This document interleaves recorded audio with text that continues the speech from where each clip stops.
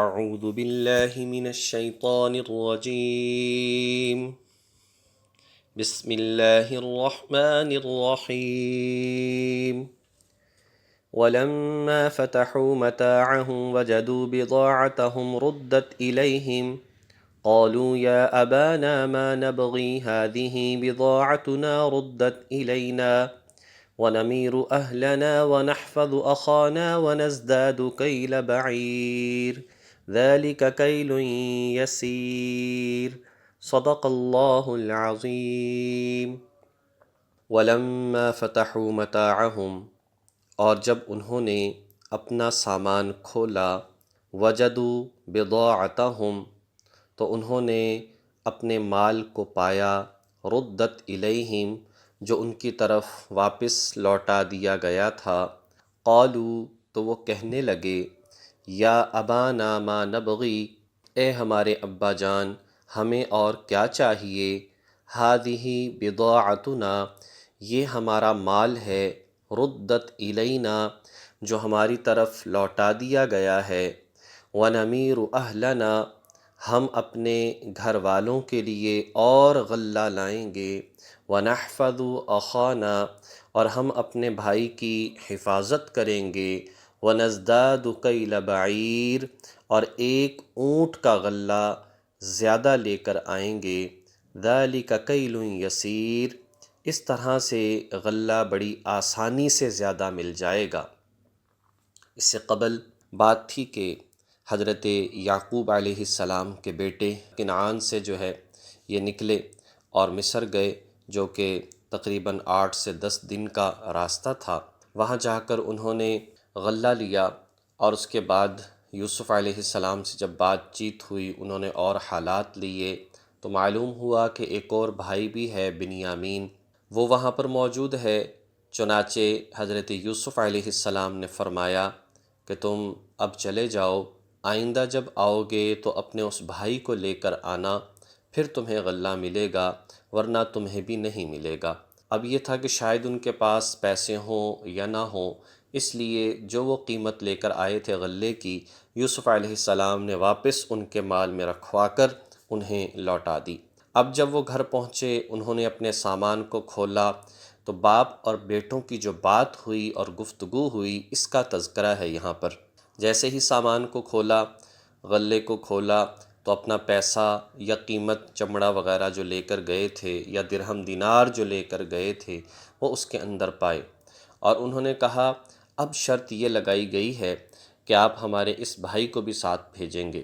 اس لیے کہ ہر ایک کو ایک ایک اونٹ غلہ دیا جا رہا ہے، اور چونکہ ہم کھانے والے بھی زیادہ ہیں، کافی سارے افراد تھے، چنانچہ آپ جو ہیں ہمارے ساتھ ہمارے بھائی کو بھیجیں گے تو ایک غلہ اونٹ جو ہے وہ زیادہ مل جائے گا اور بڑی ہمارے لیے آسانی ہو جائے گی۔ قال لن ارسلہ معکم، والد صاحب حضرت یعقوب علیہ السلام نے کہا لن ارسلہ معکم، میں ہرگز بنیامین کو تمہارے ساتھ نہیں بھیج سکتا،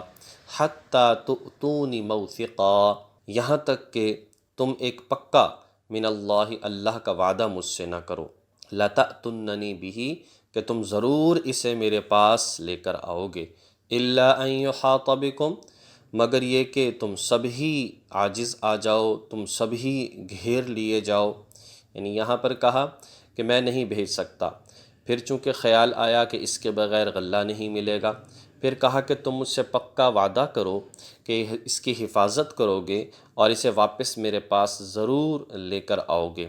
لیکن چونکہ وہ بھی ایک نبی تھے اور ساری بات کو سمجھتے تھے، اس لیے فرمایا کہ ممکن ہے کوئی ایسے حالات آ جائیں کہ تم بے بس ہو جاؤ، پھر کیسے لے کر آؤ گے، اپنی جان ہی بچانا مشکل ہوگا، تو اس میں تو خیر میں کچھ نہیں کہہ سکتا۔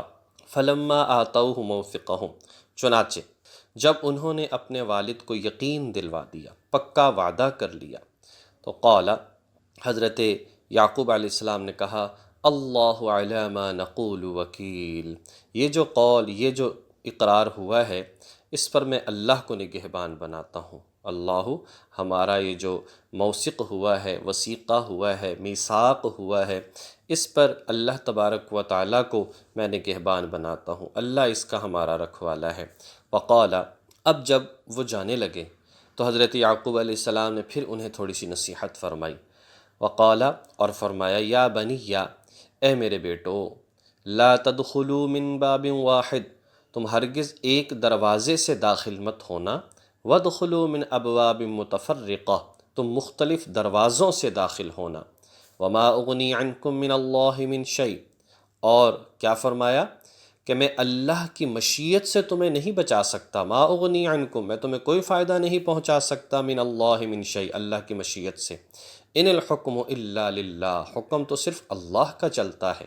علیہ توکلت، میں اسی پر بھروسہ کرتا ہوں، وعلیہ فلیتوکل المتوکلون، اور تمام بھروسہ کرنے والوں کو اسی پر بھروسہ کرنا چاہیے۔ وَلَمَّا دَخَلُوا مِنْ حَيْثُ أَمَرَهُمْ أَبُوهُمْ، جب وہ داخل ہو گئے اسی طریقے سے جو ان کے والد نے حکم دیا تھا، یعنی کہ مختلف دروازوں سے، مَا كَانَ يُغْنِي عَنْهُمْ مِنَ اللَّهِ مِنْ شَيْءٍ، حالانکہ اس طرح سے جانا انہیں اللہ کی مشیت سے ذرا بچانے والا نہیں تھا، الا حاجتاً، مگر یہ ایک خواہش تھی، فی نفس یعقوب قضاها، جو یعقوب علیہ السلام کے دل میں تھی، جس کو انہوں نے پورا کیا۔ وَإِنَّهُ لَذُو عِلْمٍ، اور بے شک وہ علم والے تھے، لما علمناہ، جو اللہ تعالیٰ فرماتے ہیں کہ ہم نے یعقوب کو سکھایا تھا، وَلَكِنَّ أَكْثَرَ النَّاسِ لَا يَعْلَمُونَ، لیکن اکثر لوگ اس بات کو نہیں جانتے۔ فرما دیا کہ اسی طرح سے کیا بیٹوں نے، جیسے ایک شہر ہوتا ہے، اس کے گرد ایک دیوار ہوا کرتی ہے، اور پہلے ہوتا تھا کہ شہر کے چاروں طرف دیوار ہوتی تھی، دروازے ہوا کرتے تھے، اور پھر ایک وقت کے وقت اسے بند کر دیا جاتا، سور البلاد کہا جاتا تھا، جیسے ہمارے لاہور کے دروازے ہیں، اسی طریقے سے شہروں کے دروازے ہوا کرتے تھے۔ تو کہا کہ سب جوان ہو، خوبصورت ہو، کسی ایک دروازے سے مت جانا، بلکہ الگ الگ دو، کسی ایک دروازے سے، دو کسی ایک دروازے سے، اس طرح سے جانا تاکہ پریشانی کا سامنا نہ کرنا پڑے۔ اور پھر فرمایا کہ یہ ایک طریقہ ہے، یہ صرف اور صرف ایک ہیلہ ہے، یا اسی طریقے سے یعنی ایک بچانے کا طریقہ ہے، باقی تو جو اللہ تعالیٰ چاہیں گے وہی ہوگا، لہٰذا تم نے بس یہ کوشش کرنی ہے، اللہ تعالیٰ کی ذات پر ہی ہمارا بھروسہ ہے۔ اب یہاں سے جو بات سمجھ میں آتی ہے، ٹھیک ہے، انہیں کہا، انہوں نے اسی طریقے سے کیا، اور پھر یہ بات بھی ارشاد فرما دی کہ یہ ایک طریقہ ہے، باقی ہوگا تو وہی جو اللہ تعالیٰ چاہیں گے۔ اب یہاں سے نظر بد کے حوالے سے ایک بات ہے کہ نظر بد کا لگنا برحق ہے، لیکن ہمیں عقیدہ یہ رکھنا چاہیے کہ نظر لگتی تو ہے، لیکن اللہ تبارک و تعالیٰ چاہیں تو لگتی ہے، اور اللہ تعالیٰ ہی حفاظت کرنے والے ہیں۔ اور اس بات کو دیکھا جائے،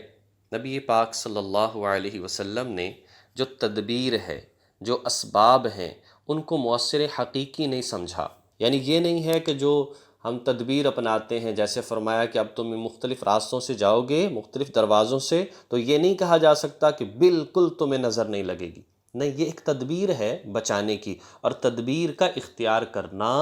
یہ توکل کے اور بھروسے کے خلاف نہیں۔ جیسے نبی پاک صلی اللہ علیہ وسلم کے پاس کچھ لوگ آئے، آپ سارے حالات پوچھا کرتے تھے، پوچھا کیسے آئے، فلاں اس طرح سے، کس جگہ سے آئے، اور پھر کیوں آئے ہو، کتنے دن کے لیے آئے ہو، پھر فرمایا کہ اچھا آنا کیسے ہوا اتنی دور سے، کہا جی کہ سواری پر آئے ہیں، اچھا اونٹنیاں کہاں ہیں، کہا جی کہ اللہ پر بھروسہ کرتے ہوئے باہر چھوڑ دیں، فرمایا کہ باندھا نہیں، کہا جی کہ نہیں، تو فرمایا قیدھا ثم توکل، پہلے انہیں باندھو، پھر اللہ کی ذات پر توکل اور بھروسہ کرو۔ تو کیا فرما دیا، یہ باندھنا مؤثر حقیقی نہیں ہے کہ آپ جانور کہیں نہیں جا سکتا، کوئی لے جا نہیں سکتا، لیکن یہ ہے کہ ایک تسلی کے لیے ہے، پھر بھی اگر کچھ ہو گیا پھر اللہ کی ذات پر بھروسہ ہے، یعنی توکل کیا ہے، اپنے حصے کا کام کر کے پھر اللہ کی ذات پر بھروسہ کرنا، اس کو توکل کہا جاتا ہے۔ اور پھر یہ بات بھی فرما دی کہ وَلَكِنَّ أَكْثَرَ النَّاسِ لَا يَعْلَمُونَ، کچھ لوگ ایسے ہیں تعویذ پہن لیا، یا اسی طریقے سے بس دم کروا لیا، یا اسی طریقے سے کچھ اور ایسا ہیلہ اپنا لیا، تو بس اب کچھ نہیں ہو سکتا، اب کچھ نہیں ہو سکتا، یہ بات غلط ہے، اس لیے کہ انہوں نے ان چیزوں کو مؤثر حقیقی سمجھ لیا، بلکہ ان کو اپنانے کے بعد، علاج کرنے کے بعد، دوائی کھانے کے بعد، اپنے آپ کو حفاظتی تدابیر اپنانے کے بعد پھر کیا سمجھنا، میرا اللہ چاہے گا تو حفاظت ہوگی، اگر مقدر میں یہ تکلیف پریشانی ہوئی تو یہ مل کر رہے گی، اور اللہ ہی اس کو دور کرنے والا ہے۔ یہی بات فرمائی کہ یعقوب علیہ السلام نے اس ہیلے کو اپنایا اس لیے کہ ہم نے ان کو علم دیا تھا، لیکن وَلَٰكِنَّ أَكْثَرَ النَّاسِ لَا يَعْلَمُونَ، اکثر لوگ نہیں جانتے، وہ ان اسباب پر ساری امید لگا کر بیٹھ جاتے ہیں۔ اس لیے ہمیں بھی یہ ساری باتیں سمجھنی چاہیے، اللہ تبارک و تعالیٰ کی مشیت کو سمجھنا چاہیے، تدبیریں احتیاط اپنانے کے بعد پھر اللہ کی ذات پر ساری باتیں چھوڑ دینی چاہیے۔ اللہ تبارک و تعالیٰ توفیق عمل نصیب فرمائے۔ وآخر دعوانا ان الحمد للہ رب العالمین۔